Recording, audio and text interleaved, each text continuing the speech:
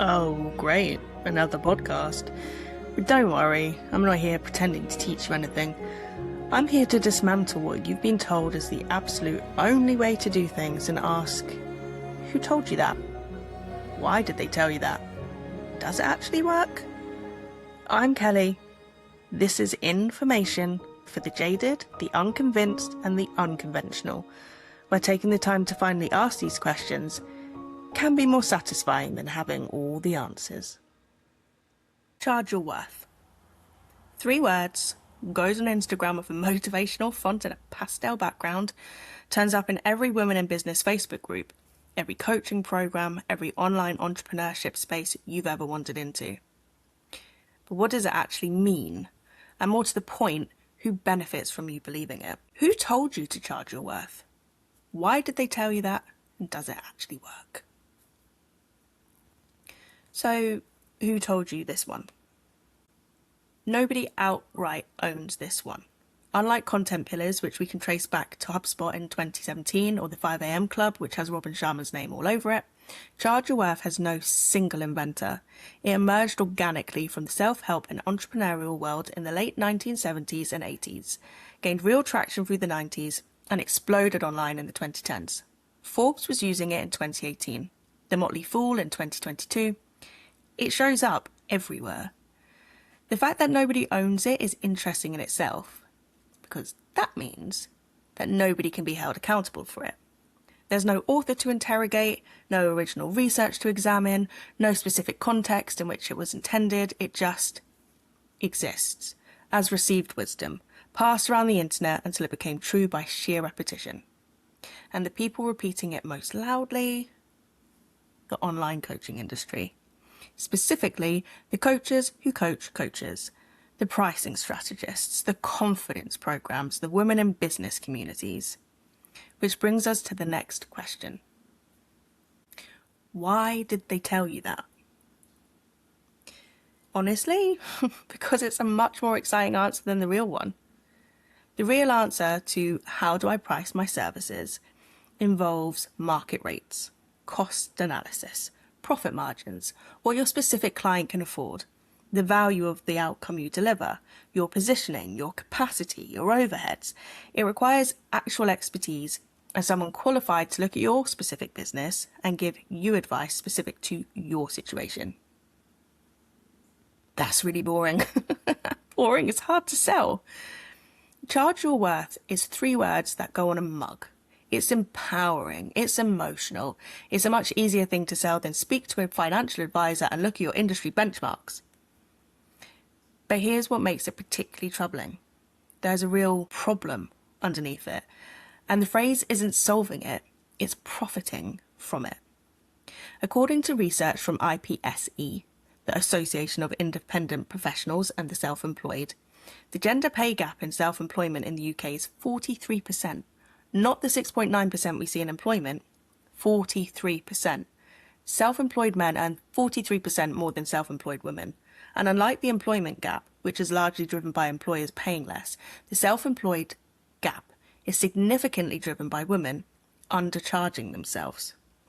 35% of self-employed women said they don't know how much to charge compared to just 23% of men. Female freelancers in the UK charge roughly £250 less per day than their male counterparts. On a global scale, female freelancers charge on average 19% less per hour than men for comparable work. So the problem is real and it is significant, but the cause isn't what Charge Your Worth implies. Research shows the undercharging gap is driven by social conditioning, by negotiation patterns that women absorb from childhood, by a fear of being perceived as aggressive or difficult that men simply don't face to the same degree, and by a marketplace that has historically undervalued work done by women regardless of its quality. These are structural problems. They have been building for generations, and the solution being sold is 3 words on a mug. I'm sure Lord Sugar has never been told to charge his worth, babes. Nobody is running Charge Your Worth courses for male consultants. Nobody is telling male freelancers to work on their money mindset before they send an invoice. The phrase is sold as empowerment, but it's actually really quite patronising. It assumes women need to be told to value themselves in a way that men simply aren't. And it wraps a structural, systemic problem in the language of personal development, then sells you the solution to a problem you didn't create and you can't fix alone. So, what does your worth even mean? Here's a question nobody selling this phrase wants to answer. What is your worth? How do you calculate it? Is it your years of experience, your qualifications, the outcome you deliver, the transformation you promise? And who decides? You? The client? The market? Because charge your worth implies that your worth is a number, a fixed, knowable figure that you simply need to have the confidence to state out loud. But it isn't. Worth is not a number. Worth is not something another person can validate or invalidate by saying yes or no to an invoice. Solicitors charge £350 an hour. That's a significant amount of money. But you know what you're getting. There's a professional body behind that. There are verified qualifications that take years to earn. There's regulation, accountability, insurance, complaints process. The price is anchored to something external and real, something that you can evaluate independently of how confident they sound when they say the number. In the online coaching and service space, there is often none of that. No professional body, no verified qualifications. In most cases, no regulation, no complaints process, nothing external anchoring the price or anything. Just someone's belief in their own worth, which is circular, unverifiable, and completely meaningless as a pricing mechanism. I charge this because I'm worth it. How do you know you're worth it? Because I charge this. Makes no sense. And then there's the justification, the power hour, £1,000 for 60 minutes of advice. The reason given? Well, if you get one golden nugget from me, and then you go on and launch something that makes you £30,000, you've made your money back so many times over. Let me offer you a different analogy. If you went to get your nails done, and your nail technician said, that'll be 150 quid today, because actually you might go on a date tonight and really impress someone, and that person could become your life partner, and you'll always have these nails in the photos from when you first met, you'd never go back. If a dress shop charged you £2,000 for a dress because you might wear it to an award ceremony and get photographed in it and win an award and love those photos forever, the dress still isn't worth £2,000. The hypothetical future outcome doesn't change the price of the thing. But that is exactly what "if you get one golden nugget" means. It's pricing based on a best case scenario the seller invented and the buyer has to fund up front with no guarantee it will materialise.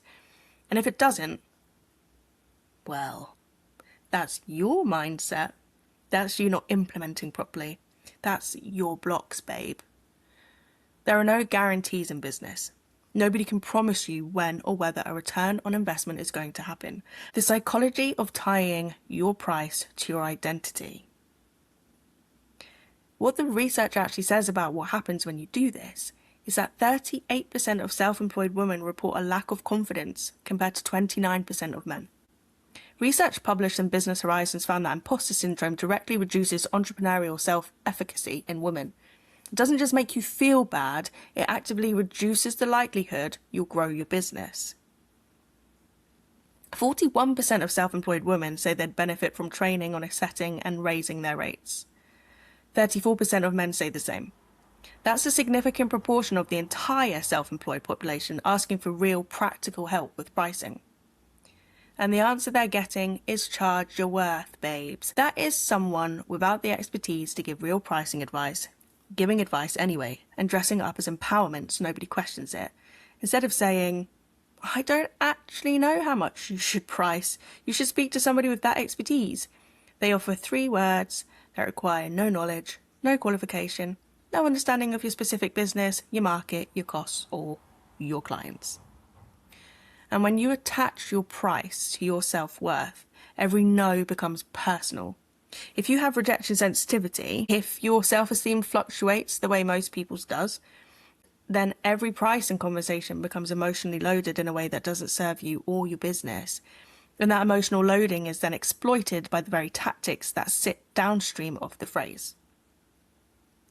Knowing your objections and having genuine answers is just good preparation. But what was also being taught in sales training a decade ago was how to respond when someone said, "I need to speak to my partner before committing to this." The suggested response was often something along the lines of, "Are you not the decision maker?" That's not answering an objection, that's attacking someone's identity. The Federal Trade Commission, the American Consumer Protection Agency, equivalent to the UK's Competition and Markets Authority, actually took formal legal action against a business coaching programme for systematically doing exactly this. Probing vulnerabilities, using them to set prices, pushing credit card payments as part of an other people's money strategy, documented and taught. None of that would land as effectively without the groundwork that Charge Your Worth lays first. Does it actually work? When someone says no to your price, there are several possible explanations. They can't afford it, timing isn't right, they don't see enough value in what you're offering, your messaging isn't clear enough about what they'd actually get, or your price genuinely isn't right for that market. Charge Your Worth addresses exactly none of those. It just tells you to hold your ground emotionally. Sometimes what looks like a pricing problem is actually a messaging problem. If someone can't clearly see what they're getting and what it will do for them, any price will feel too expensive. The answer to that isn't to believe in yourself more, it's to communicate more clearly. My own approach is straightforward. I charge based on what's reasonable for my skill and what the market bears. I want my clients to get a higher return on their investment than what they pay me. Undercharging is also a real problem, and I'm not here to say keep your prices low. Chronically undercharging can be its own trap, where your only competitive advantage is being cheaper than everyone else. That's not sustainable. But the answer to undercharging is to understand your market, know what you deliver, know your costs and price accordingly. And if you genuinely need help with that, find a financial advisor or a business strategist, someone qualified to look at your actual numbers and give you specific, informed advice. Not 3 words that fit on a mug. The good news is that things do seem to be shifting. There are people in business now who actively won't let someone sign up if it would put them in financial difficulty, who are honest about what they deliver and what they can't guarantee, who understand that a client who has stretched far beyond their means to pay isn't a committed client, they're a stressed one, and that doesn't serve anybody. Ethical pricing is honest pricing. This is what it costs, this is what you'll get, there are no guarantees, and I won't pretend otherwise. That's it. That's the whole thing. Who told you to charge your worth? Honestly, probably someone who needed your pricing to be a feelings problem rather than a business one, because feeling problems are much easier to sell solutions to. I'm Kelly. This is information. Thanks for your time. I promise I won't waste it.